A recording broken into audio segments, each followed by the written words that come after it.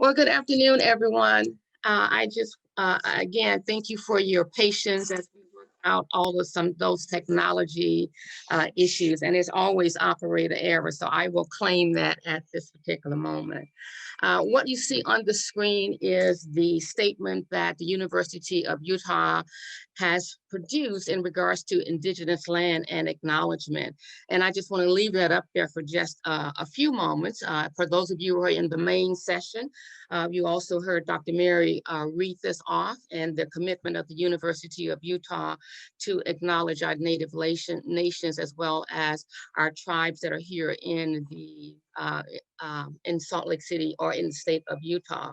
And what I want to just say is too often our culture views problems through an individual's lens.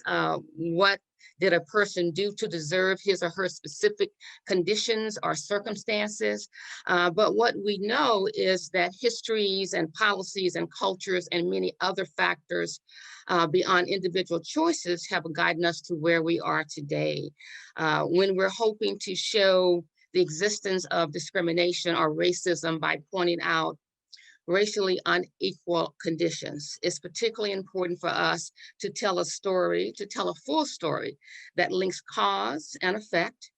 And without this important link, some audience can walk away believing that our healthcare or our criminal justice or our education systems work just fine, and that differencing outcomes exist because Black, Indigenous, or people of color are doing something wrong. So what we're going to talk about today is what does that mean in regards to not only our individuals' perception, but also how it impacts us at the University of Utah. Okay.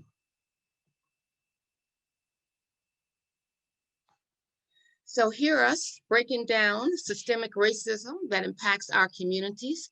Black and Indigenous people of color are calling in America in every possible way, in the streets, in the courts, in political campaigns, in cities and state government offices, and in schools, using every possible platform and digital media. And this is a quote that Tremaine Lee, who is a correspondent from MSNBC, when he did a profile and had conversations with individuals across the nation, what does that look like? And of course, this is a statement that he came up with. But what I want you to know is that I am Emma Elizabeth Robertson Houston. I am the daughter of Ida Green and Norman Green Robertson Sr. I'm the granddaughter of Marjorie Ledette and Louis Green Sr. and Faustina Henrietta and Emmett Robertson.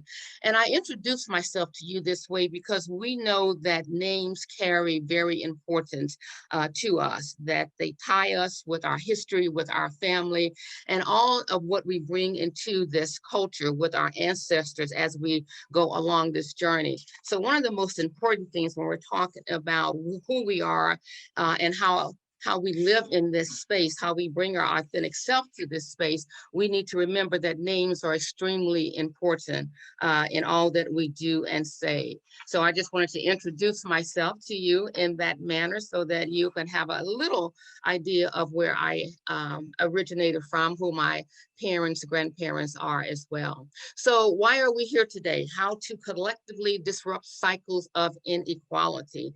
And we're talking about how do we move the dialogue from race issues in our country and its impact into action, because we have been having these conversations for years and decades. And how do we move the dialogue into actual action?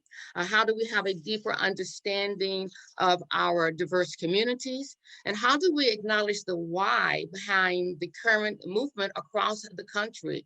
I'm sure that many of you have seen the news. You may have participated in some of the protests, but do we truly understand what the why is behind what we're doing? So we're going to have this conversation as how historical impact on racial justice, the historical impact on social justice, but also the historical impact on economic justice and what that looks like in marginalized groups as well. So general terms that we're going to discuss, we're going to talk about racial justice and what it means. social justice as well as economic justice. And when we're looking at racial justice, it goes beyond being anti-racism. It goes beyond that. It's not just the absence of discrimination and inequities, but also the presence of deliberate systems and support to achieve and sustain racial equity through proactive and preventative measures. Because like I said, we have talked about these issues for decades, but how do we move this forward? How do we be anti-racism? How do we share that when we see things that are said or done that is inappropriately, that marginalize individuals and in the community that we're in? But when we're talking about social justice, we're also talking about what are the principles of social justice. We're talking about equity, access, participation, as well as rights. And we're talking about that across the spectrum of our community as a whole and what social justice looks like. But then there's economic justice as well. And when we look at that, the median wealth of white households is 20 times that of black households, and 18 times that of Latina households. So when we're thinking about economic justice, how does that span the spectrum of our community as a whole, and how do we elevate everyone where we're trying to be on an equal playing field? So racial justice, social justice, and economic justice. I'm going to give you just a moment to take a look at this photo. And when we look at this particular photo, what we're seeing that the signs are saying, we demand now equal rights. We demand now an end to police brutality. We demand now decent housing. This is what we're demanding now. And as you can probably tell by the attire of these individuals, this did not just happen last week, last month, last year.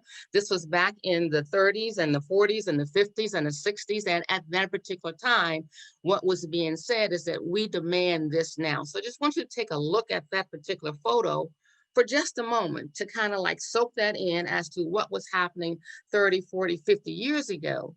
But then what I'd like for you to do is look at what this photo is saying today. We demand now. So what we were saying decades ago, we're in the thrones of 2020, and we have this social unrest based on some of the same demands that we were requesting, that we were marching for, that we were protesting for, that we were having conversation and dialogue around. We were saying this 30, 40, 50, 60 years ago as well. So my question to you is this: when we put these pictures side by side, when we put this collage together, my question to you is, how do you feel about it? What you see at this particular moment that's going on in our communities and our society, in our nation and internationally. We have 50 states and 18 countries who are protesting, who are talking about how to be an anti-racist, who is talking about how do we create equality, who's talking about how do we stop marginalizing individuals based on their race, based on their culture, based on their ethnicity. So here we are in 2020 doing the very same conversations that we had when Dr. Martin Luther King was also talking about equality among the communities that we lived in. So my question to you again is, what are your reactions? Do you feel informed? Do you feel connected? Do you feel confused, disconnected, motivated, engaged, seeing that this trend is continuing to move forward for people of color, indigenous, Black and brown people? We're still having this conversation. And my question to you is, how do we change the narrative? How do we move forward? How do we ensure that we will not be having this conversation 10 years down the road, 20 years down the road, or even our children or grandchildren will be having this conversation? So what I'm asking you to think about is, what are your reactions?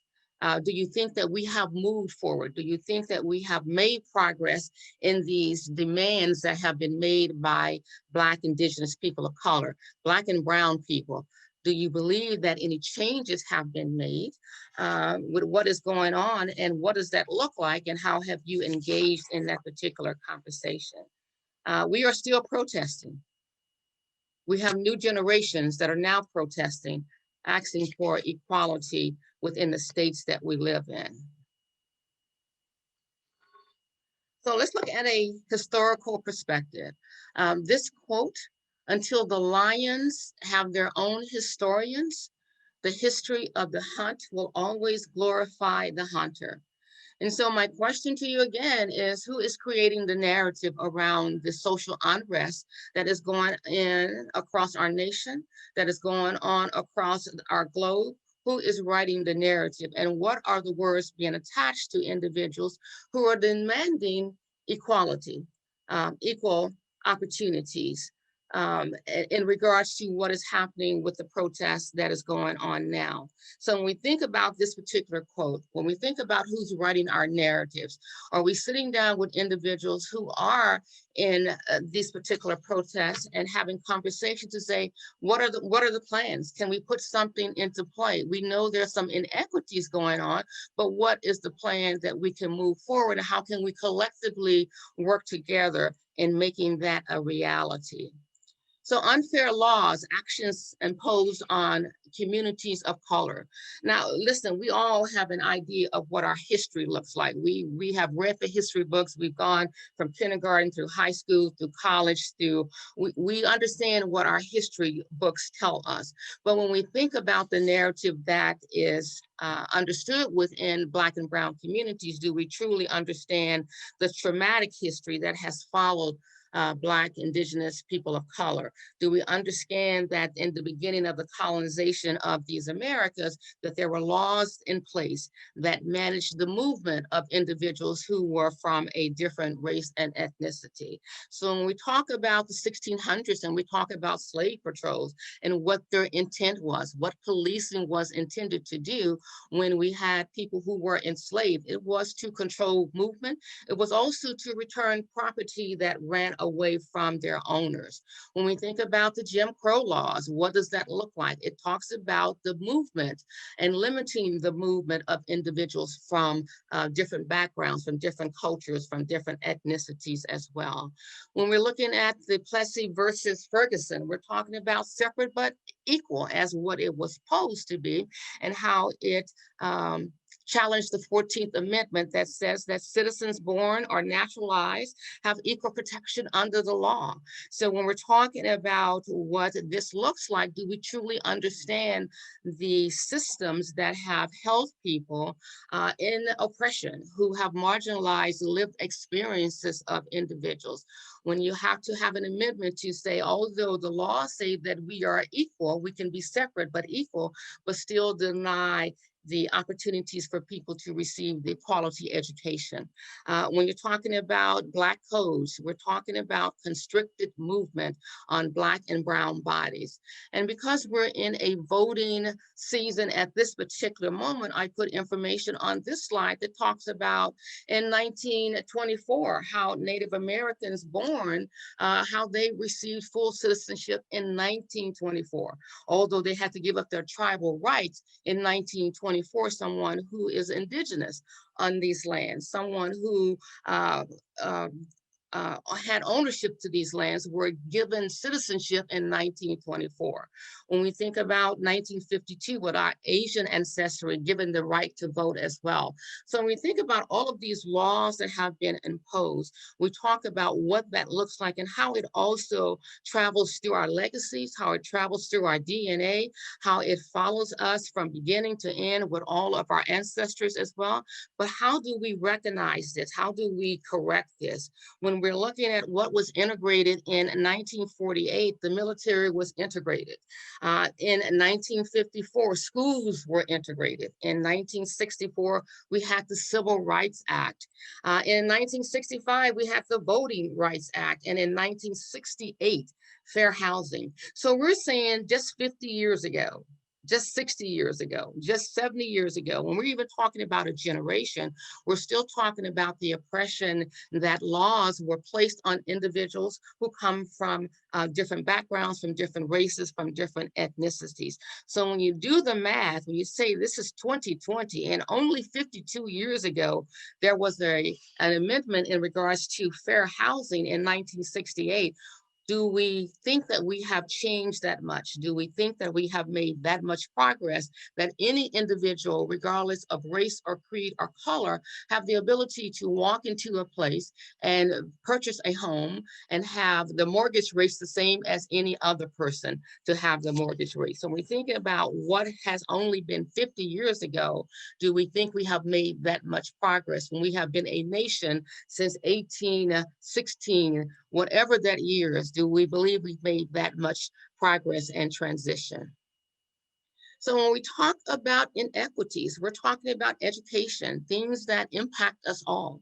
We're talking about housing, we're talking about health, the environment, as well as economics. When we look at our education system and we look at the disparities of individual students who come from a diverse background, who are suspended or expelled from school based on their behavior or their perceived behavior.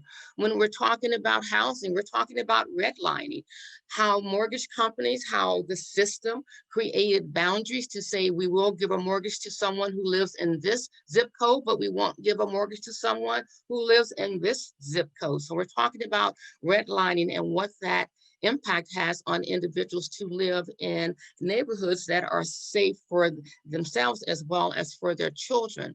And when we're talking about health, we know about the disparities that are going on across the nation. I mean, the water in Flint is definitely a known subject. Neighborhoods that have hazardous waste sites, neighborhoods that have landfills, are usually neighborhoods of Black and brown individuals. So when we talk about this, we're saying that we have moved forward in making equality across the board when we're talking about our environment, but also in economics, when we look at what that means and how that transitions into generational wealth as well. So when we're saying that individuals from Black and brown communities are marginalized, that their struggles, their concerns are trivialized, have we made progress? Are we aware enough that my voice can lend to creating change? We just don't wake up one day and we are certainly aware of what's going on. We have to be intentional about the conversations and the changes that we want to make. We have to be engaged not only in our community, but other communities as well. And we need to be empathetic and understanding and willing to connect. My question to you is, when you look at your circle of 5 influencers, do they come from different backgrounds, from different cultures, from different ethnicities? Your circle of friends, your 5 trusted circles of friends, are they a makeup of different demographics? And if they are not, my question to you is, why would that be? If we're talking about understanding other communities and other cultures, what does that look like, and how can we be an active participant if we are not engaging with individuals who may be close to us from different backgrounds? How do we create trust as well? When we're talking about cooperation and community across differences, but also our similarities, how do we create that dialogue when we can be in a space where we can ask those difficult questions, but also create plans and strategies to move forward? It's one thing to talk about an issue, it's another thing to act upon it and move forward. But then again, how do we establish those expectations and identify the gaps that are going on throughout our individual communities? So early education, school suspension, and what those stats look like. And you can read this on this slide. But when we look at the stats, boys rated by teachers as aggressive, and we're talking Black and brown boys, defiant and disruptive, were more likely to be suspended. And you may ask someone in your circle of friends who may have Black or brown children, is that true? You may need to have that conversation as to what is gauged as disruptive for a Black or brown child may not be viewed the same as maybe a white child doing the very same behavior. When we looked at girls uh, rated by teachers as disruptive and lacking in parental school environment, are more likely to be suspended. So when we look at the stats that is on this particular slide here, the biggest gap is with our Native American students. And why is that? When we bring our biases to the table and we expect people to behave a certain way, then that is projected upon them and how they are treated in regards to suspension or discipline or expulsion from schools. So when we look at the percentages, when we see the rates and the disparities and the disproportionate numbers, the question is, why is that happening? And then I go back to say, have we truly progressed from where we were to demanding equality, to demanding equal education? Have we really changed if we are still pushing Black and brown students out of the classroom? So here is a graph that gives you some information, the National Center for Education Statistics. When we see the total number of students, when we see how white students may be suspended, but Black students, Hispanic students, Asian, Pacific Islander, American Indian, Alaskan Native, two or more races, we see the disproportionate numbers. We see that Black and brown students are suspended at a higher rate than their white counterparts, whether it be male or female. And we ask the question, why is that? If we are sending our children to schools to receive quality education, why are they being suspended based on behaviors that teachers may gauge as inappropriate? So percentage of students involved in incidents, and we're talking about incidents, we're talking about fighting, we're talking about bullying, we're talking about disrespectful behavior. But as you can see also that the high number of rates for our Black and brown children is at a higher percentage rate than for our white students. And again, we ask, why is that? And have we actually done any progress in treating students based on their lived experiences where they're going to be receiving quality education as well? So our economic wealth gaps and what those comparisons look like. And when we're looking at education and how it applies to economics, how it applies to being able to provide for your family, how you're able to take care of your family as well. On an average, Black households in the US with heads who have completed a college degree have less net worth than white households, headed by someone with less than a high school education. And this is from the Federal Reserve. So we know education ties to wealth and income, but if we're having students pushed out of the education system, how are they going to catch up in regards to acquiring wealth and income? And here is a graph as well as to what that looks like. When we're talking about someone who has a high school degree, high school diploma, who could possibly make more money than someone who has a college degree, who may be a Black or brown person, the question is, why does that exist? When we're looking at trying to catch up with our economic, how we're trying to catch up with our wealth, what does that look like? And what advantages or disadvantages come into play with that? It's only after completing an advanced post-college work that the median Black income surpasses the median white household network for a head with only a high school degree. We know education is important, but again, if we are pushing students out because of behavior or lack of understanding lived experiences, exactly what does that mean?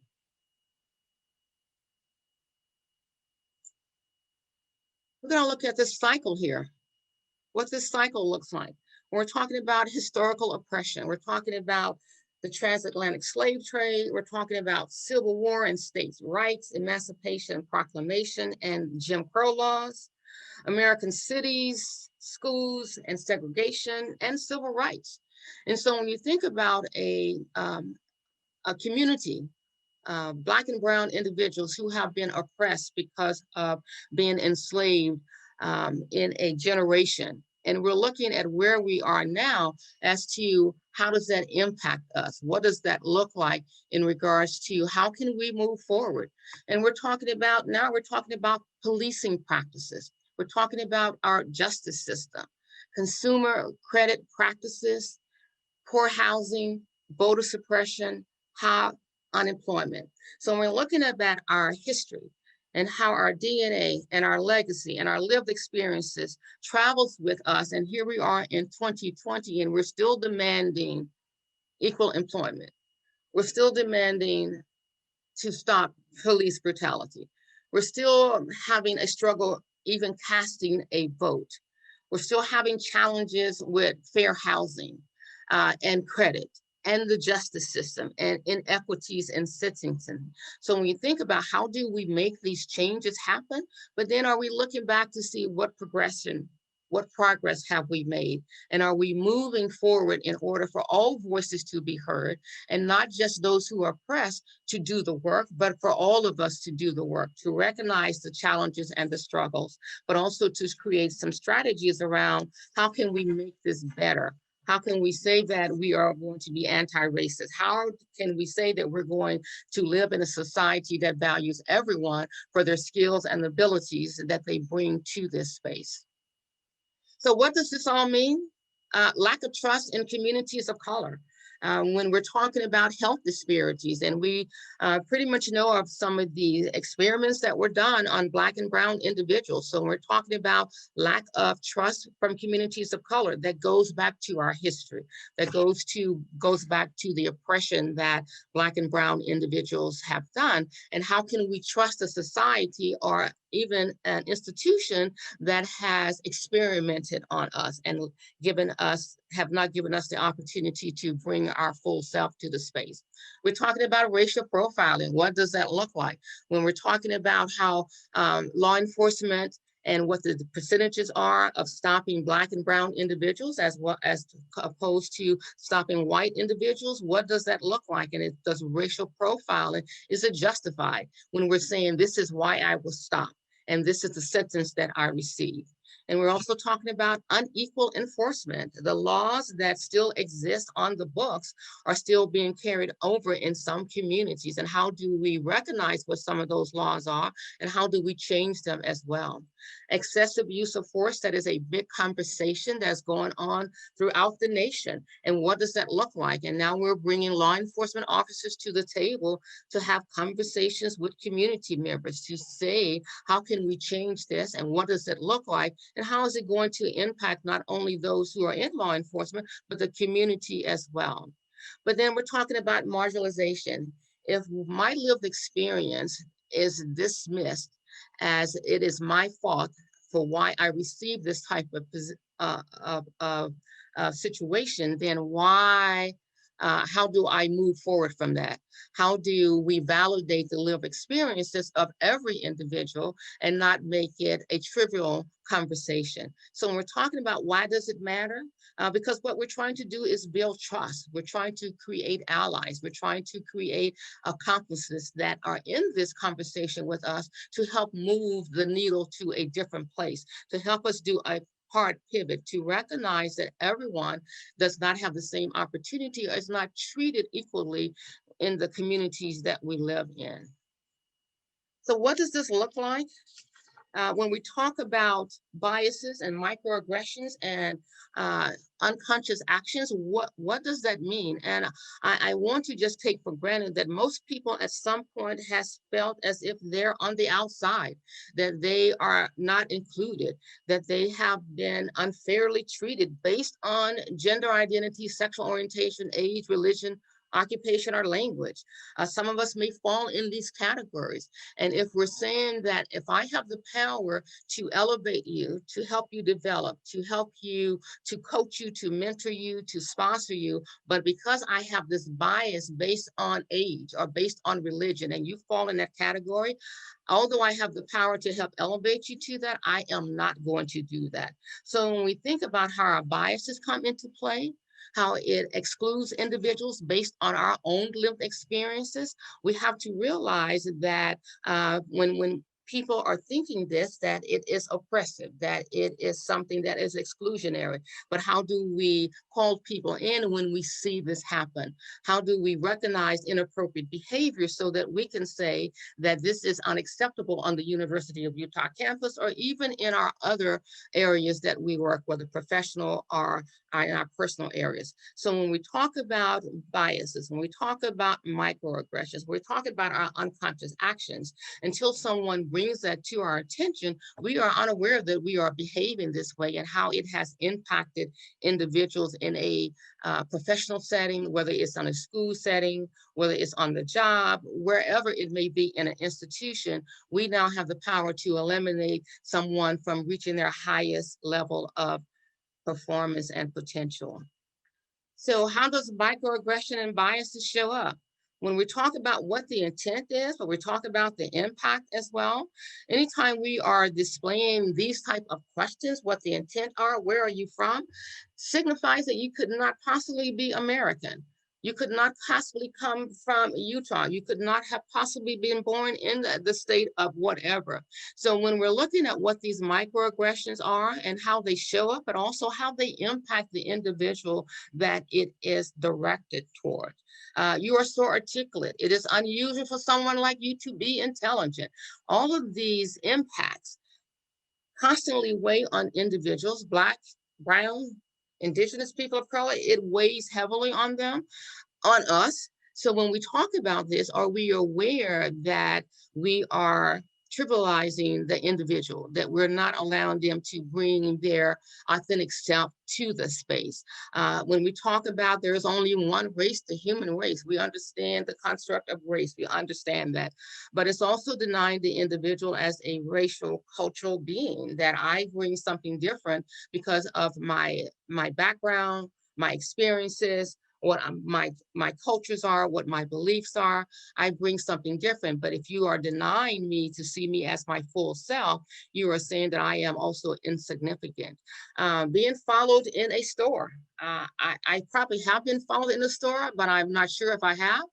I haven't paid too much attention to that, but that indicates that you are a criminal based on your genetic makeup, based on your skin color, based on your culture, your language, whatever. And how does it make individuals feel? I'm sure everyone possibly has been followed somewhere, but when you compound that on to a person of color, it just has a deeper impact of what that looks like.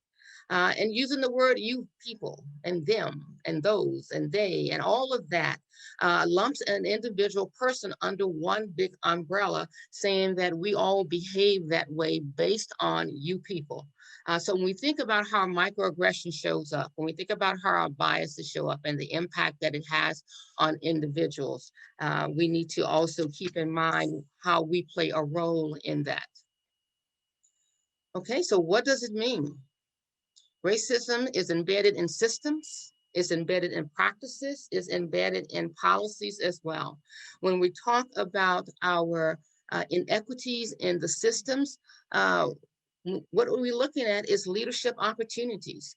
What we're looking at is development of all individuals that are part of your organization, that are part of your business or corporation. And what does that look like? Are we giving everyone the opportunity to reach their highest level of performance?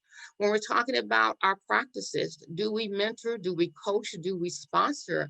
Who is it that is always at the table, who has a seat at the table, who has a voice at the table? Are we using our privilege in order to also help mentor someone, coach someone, sponsor someone who is missing from that conversation and that dialogue? But then what do our practices look like when we're hiring? Uh, who are the managers hiring? Are they hiring someone they feel comfortable with, who would fit into the culture or the team level as well? Are they mixing it up where they are bringing in diverse talent and people who have the credentials and the skills to do that?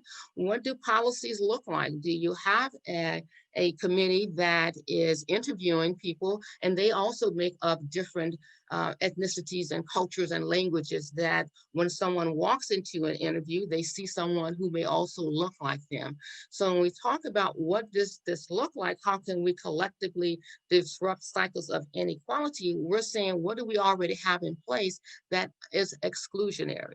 What are we doing to eliminate those particular policies? How are we doing a deep dive into those as well?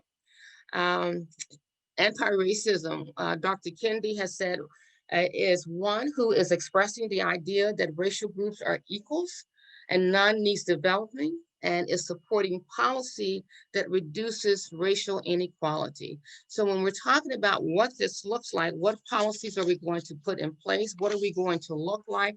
How are we going to peel back the layers to say we have some discriminatory practices that we need to look at? But my question to you is, when we look at those practices, are we willing to lose people as well? Now, this question here, what's happening in the whispers of the organization? We all know that there is talk in any organization about what is fair, what is unjust, what is lacking of equity. We all know what some of the gaps are, but are we speaking to the people who have the authority, who have the power to make those changes go away, or to change those, or to understand what the gaps are? And so when we're looking at that, are we brave enough to speak up, to have those conversations, to address those issues? We know what the disparities look like, and we understand and how it is impacting the work of the organization. The attitudes of our parents or grandparents who grew up in a different time are still with us, even if we consciously reject them. We all have to be aware of what's going on in our own heads right now, and how that collective bias has shaped our history and where we are now. We all bring our biases to the table. We all are in a space where we were told to believe something. But my question to you is this: do we believe it because we have that lived experience?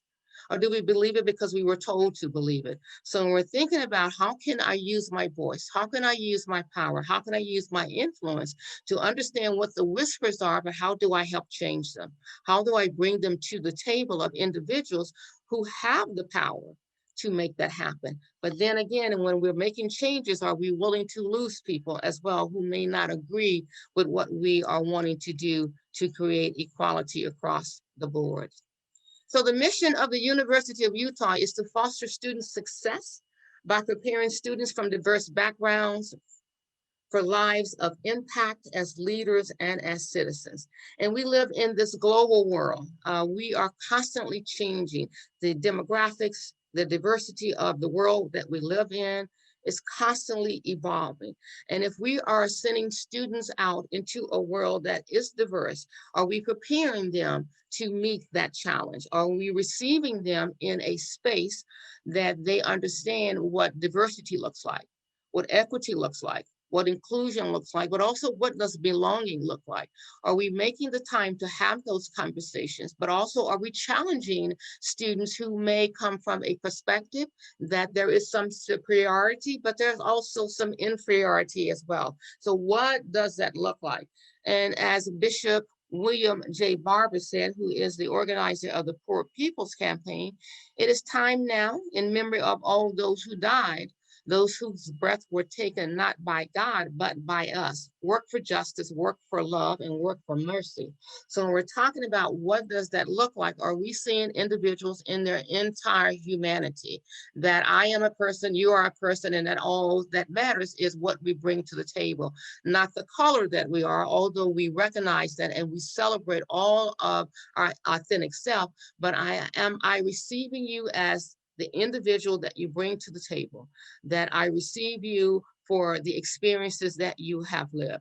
Do I also help elevate each other in order to reach your highest level of potential? Am I there to understand that there are solutions to the problems that we have? Am I going to be at the table to help develop those solutions as well? So how do we link our mission to what we do at the University of Utah? How do we understand what the values are, what the problems may be, what the solutions, but also what is the action? What would your commitment be? What are you going to do when you see something, when you hear something? Are you going to speak up? Are you going to be an actor in the play? Are you going to be an ally, or are you going to be an accomplice? And we talk about an actor in the play is basically, I see this happening. It doesn't impact me. It doesn't affect me. So I'm just going to move on my journey. But then we're talking about, what does an ally look like? I see that this is an inappropriate behavior, that this is unequal treatment, and that I can use my voice, my position, my power to call this in so that we can change this particular behavior, but also to be an accomplice. I'm right there with you. I'm side by side, shoulder to shoulder, back to back. We're going to work on this together and change some of this inappropriateness that's going on, some of these inequities that are going on as well. So what does this look like? What does this look like? These are just some suggestions. These 10 points right here. How do we acknowledge the experience and skills of others? Everyone has a lived experience, and how do we embrace that? How do we have conversation around that? How do we contribute to the good of the organization? We want the University of Utah to be the very best that we can be, but how do we contribute to the good of the organization? How do we not be a bystander, but be an upstander when we're talking about seeing things that are inappropriate? And what does that look like? How do we create opportunities for others when we know that there are several individuals who are left from the table, who are left out of the room, who are not even in that space? How do we intentionally create opportunities for everyone to be successful in the spaces that we're in? And do your own work. It is one thing for me to want to learn how to speak a different language and to walk up to someone who speaks that language and ask them to teach it to me. It's another thing for me to do the work myself, for me to take a class, for me to use an app. It's one thing for me to do the work, but also for me to ask for assistance. So how do you do it? How do we do our own work as it relates to being an anti-racist? What does that look like? And how do we engage all people? How do we look around the room, look around the table, and see who is missing and engage others in the conversation? Identifying exclusionary practices and correct them. We know what it means. We know how it feels to be excluded from anything, whether it be a conversation, whether it be a group meeting. We know what it feels like, but we also know what it looks like and what it sounds like. And how are we courageous enough to say, how can I recognize this, but how can I correct this?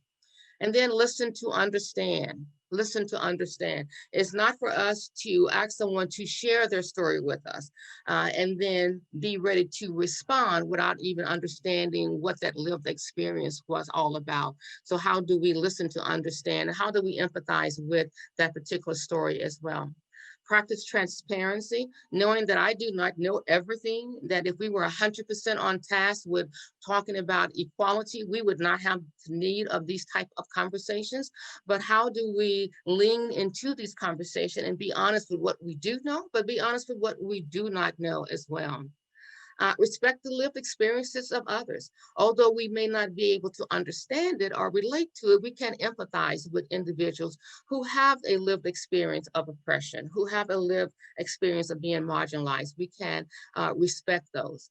And then stop being afraid to talk about race. We want to skirt around the issue.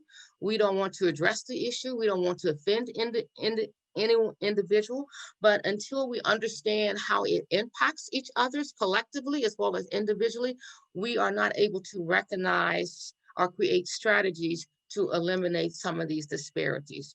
So this conversation that we've had today, I know I've done most of the talking, but these are just some suggestions and some thoughts to consider as how we move forward in creating a space where we're talking about being an anti-racist, where we recognize discrimination, where we recognize disparities. How can we move forward that we are collectively creating a space that we want to live in, that embraces equity, diversity, and inclusion, and what does belonging truly look like? So that being said, I am going to stop sharing.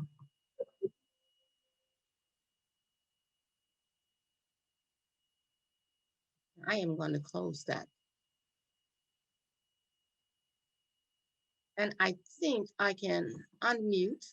I think I can unmute individuals. If you have any thoughts or any comments or any feedback.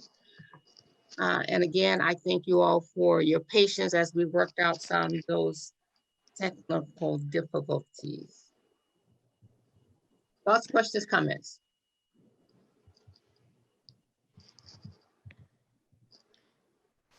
Hi, this is Kevin Coe. I'm the interim chair of the Department of Communication at the university. Thanks so much for your presentation. I just wanted to comment on your note about the whispers of the organization. I think that's so important. One thing we found in the department this year, we've been really working hard on anti-racism. We have a task force dedicated to it. And one of the things we noticed through the work we've been doing is that the policies are part of the issue, but the policies only take us so far, and it's really more of the norms is what we've been calling them, but the whispers, I think, gets to that idea. The norms that we've been using have sometimes led to more problems in the policies as far as making it harder to do the work of anti-racism. So I think that's really a point worth underscoring. So thanks for mentioning that.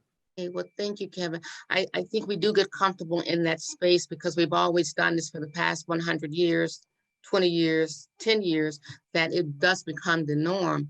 And then when someone questions that norm, you get pushback as if you're challenging that individual person and not the practice. So we have to be considerate that if we're going to be having these conversations, are we willing to stand firm in asking the question and saying, does this really benefit us? Is this work going to be beneficial if we keep doing it this way? One of the things that I had the responsibility of reviewing is Salt Lake County policies and procedures. And one of the things that I looked at in regards to hiring and the job applications and the announcements that went out, and they talked about top talent.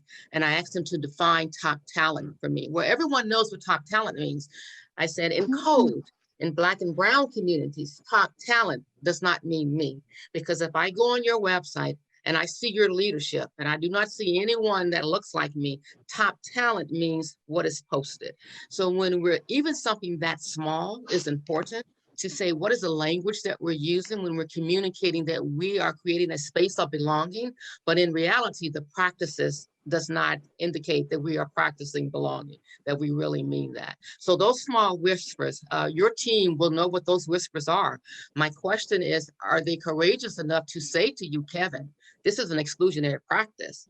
And are you going to trust them enough not to fix it, but have conversations so the team can fix it and identify what some strategies could be? So those small whispers can be very beneficial in having those conversations in that space. So thank you. Thank you for sharing that. Thank you. Yes. Yes. Okay. Any other questions? Yes. Hi, Emma. This is Ariel from the Sustainability Office on campus. I'm not going to turn my video on because my internet is very weak. Okay. But I did miss part of your presentation, but thank you for your presentation. And welcome to the University of Utah. Thank you, Ms. Ariel. I think we're very lucky to have you. So one of the points that you made at the end, is having these hard conversations. And I do think that white America has not had these conversations for far, far, far too long. And I find that people remain very uncomfortable when I talk about it. So for example, I dropped off my ballot the other day, and I'm currently residing in Phoenix because of the pandemic, and I have some help with childcare here. Mm-hmm. I had to drop my ballot off at the sheriff's office. Okay. Which I brought up to some people. I'm like, that is just horrible. Like the Maricopa County Sheriff's Office has a horrible history. And I can imagine that there are people who are very uncomfortable with that. And so I brought that up, and nobody really wanted to talk about it. And I'm finding that a lot. So I wondered if you had any ideas about that, or if anyone else has had to experience that and figured out good ways, or if you just keep going. Ms. Ariel, thank you for sharing that conversation that people are struggling with having that. And my question is, and I understand why, because we don't want to offend anyone or say something that may be inappropriate in our minds. But I think one of the things is that we have to keep pushing the envelope to have the conversation. I have had the opportunity to work with Utah Highway Patrol here in Utah and have had that conversation with them, 300 plus.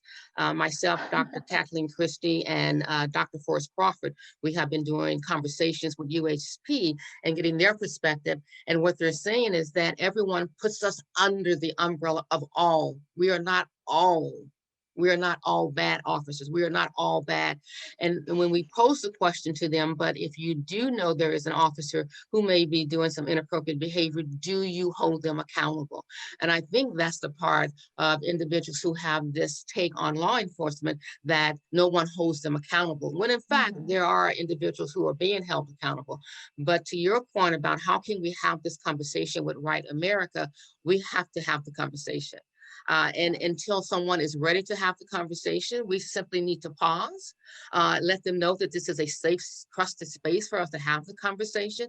There is no judgment. There is no pointing the fingers. There is no blame. But in order for us to move the needle forward to change some institutional behaviors and practices, we at least need to identify that there are some issues that are addressing others in a disproportionate way.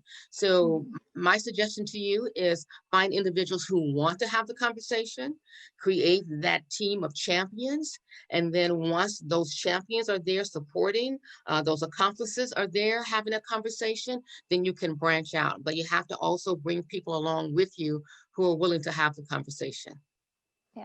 Yeah, that's great. I got the chance to hear Dr. Kendi speak this week. And one of the things that he said, he's like, there are racist ideas. Let's get away from the idea of racist people and focus on the ideas so we can have conversations without being off-putting, which I thought was a really great way to think about it. Yes. Because listen, we all bring our stuff. We absolutely bring our stuff. Yeah. But if you have a conversation with me, I have a conversation with you, our perspectives change because I would not have seen it your way. You would have not seen it my way. And hopefully there's a takeaway from that we each learn from. And I think that is the part that we're talking about. Has your awareness been raised? Simply by having a conversation with someone, not that you need to agree 100%, but has your awareness been raised because of a different perspective? And that is basically what we're talking about. What does that look like? Yeah, that's great. Thank you. Thank you. Okay. Well, I think we're at 3:03 in the afternoon. I'm a little over, but I appreciate the conversation and you all joining this. And hopefully our paths will cross at the University of Utah pretty soon.